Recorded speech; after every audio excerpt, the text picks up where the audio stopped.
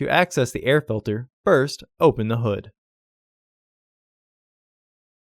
Use the hood prop rod to support the hood. The air filter is located here.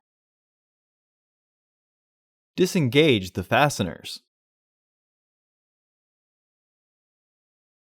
Lift the housing and free the tabs from their catch. Remove the old filter from the housing and clean out any debris inside. Insert your new filter into the housing.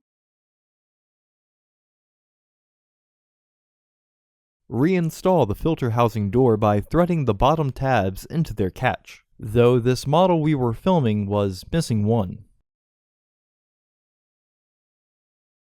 Re-engage the fasteners.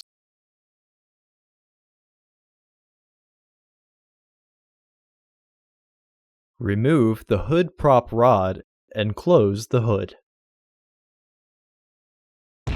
Order your parts today at filterheads.com. Also, please like our video and subscribe to our channel so you won't miss any new content.